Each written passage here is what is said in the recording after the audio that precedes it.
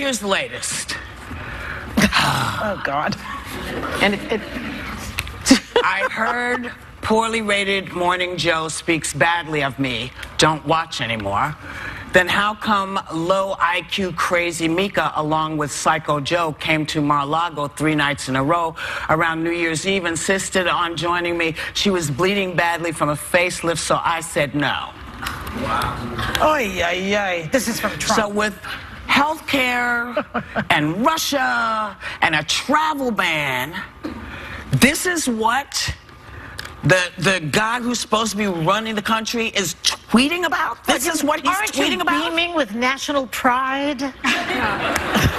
It just makes him sound so ignorant. Like when you can't beat someone with a point or information, so you have to go to name calling. It's a race to the bottom and no one wins. I wouldn't have replied the way Mika did, though. She replied with a box of Cheerios, and it said "made for little hands," which, you know, I did laugh at. But then I moved on to the idea that, you know, let him hang himself. Let his words be the ugly ones, because that's not where you go. You don't go down. Like, keep the game high, as they say. As they go low, you go high. Because it doesn't make anyone look good. I would never compromise my integrity to play on his level. I know, but the Democrats are always going high, and then he keeps winning. There is a difference, though. Mika is not the president of the United States. Yeah, like, she's a commentator. She's being funny. He's supposed to be, ideally, he's supposed to be above all of that. Yeah. And there have been many presidents, Republican and Democrat, President Obama, President Bush, I could go through the list, that get criticized by the media, and they don't act like this. This is embarrassing because other countries read this Twitter feed, and there's a lot of people out there that are defending his policies, and they look at this and they're like, come on, well, man. you were yelling. Come on. I heard she was yelling in her dressing room, "Are you kidding me?" when they read her the tweet. And the thing that's terrible is that it's going to be in the National Archives. Yeah, this tweet. This goes in. In the library. It's going to be in the. It'll be in the presidential library. But you know, it's interesting that he talked about her facelift, because he had scalp reduction surgery in 1989, and he had waist and chin liposuction. But you know, so now we're doing exactly what he just did. Yeah. I don't mind doing what he just did. I know you don't mind. No, I don't either. You know, but the whole point. Well, but then your point is gone, because your point is you're the guy that's supposed to be running the country. Out the hypocrisy. I'm pointing out the hypocrisy that he wants to talk about a woman's plastic surgery, and he just did the same thing. What about the fact that what about he's pointing out her IQ? He didn't even know Frederick Douglass wasn't dead. Was dead. That Frederick Douglass was dead, right? And that he doesn't even know how to spell tap. I mean, he's the one who's not that bright. How do you look at your son Barron and say, like, typically a parent leads by example. The idea that you look at even your child and then children around our country, and you're saying it's okay to talk like that. You want to be called by the moniker I will never call you by, because I will not bow down to somebody who should supposed to be leading my country. Supposedly, I should be looking to this person to see where I'm wrong about who you are. And this is what you're tweeting? Dude, you really need to get your act together. No, but then you need to get your act together. You know?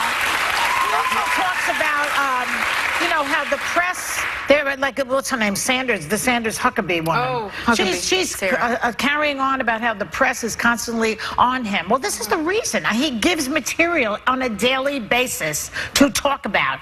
And they say, well, why don't you talk about his accomplishments? He hasn't done anything. Name them, too. Yeah. I mean, Neil Gorsuch, they keep saying the Supreme Court guy, but that was manipulated by Mitch McConnell, so that's not even an accomplishment. And now this immigration thing, let's see if that's that's what I'm trying to get to. He should be tweeting about the new travel ban, because people are having trouble figuring this out. Stay with me. The new guidelines say close family will be allowed in, but the definition is a bit sketchy. Parents and in-laws, yes. Grandparents, no. Sons and daughters-in-law, yes. Brothers and sister-in-law, no. So how do you define, if someone was raised by their grandparents, why wouldn't that count? See, I don't understand. This is insanity because you're making definitions for people's family who you don't know anything about. How do you know who is close family to somebody? This makes no sense. Well, it's very confusing too, because what if someone doesn't have parents and they, like you're saying, was raised by their grandparents? I understand the intent, I think, is to not allow, if you're going to make restrictions, you can't have someone saying, well, I'm going to the United States to visit my grandparents, sisters, brothers, daughter, who I was close with. So they're trying to put some parameters. But I also realize what you're saying, that if you look at this, you don't know the dynamics of each individual family. Just because someone has parents may mean maybe they don't have a relationship with their parents at all, but they spent the last, 25 years with their grandparents. So I don't know how this is going to be implemented. And they cut really I'm not sure. close. I mean, like I think they let step siblings, but not step siblings, but not grandparents.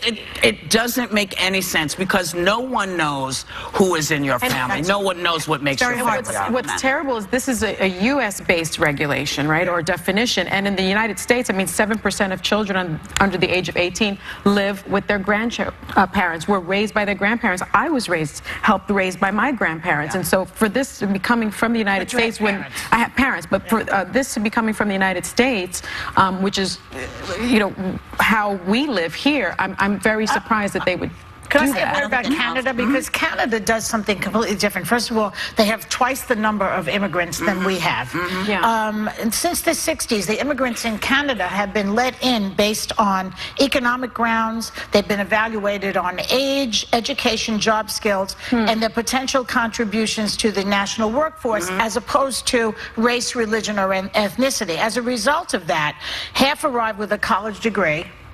And Canadian immigrants are more likely to own their own homes and are less likely to be living in poverty than immigrants in the United States. And 82% of Canadians think that immigration has a positive impact. Now, that is a different, I'm not saying, that's a strict rule. So they only allow people who are either very smart, very educated, and contribute unless Canada. They are fleeing. But what about refugees?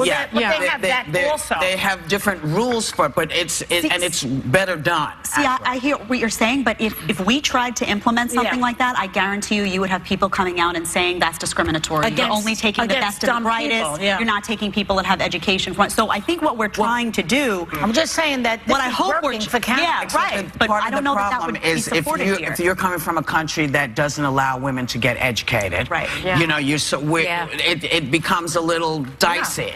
So there's a better way to do this. There just is. There's a better way to do it. And as I look at our audience, I know a whole bunch of y'all come from immigrants. Second and third generation. We're all, at the table too. So, and if you do a little history, see how people responded to the group you came from.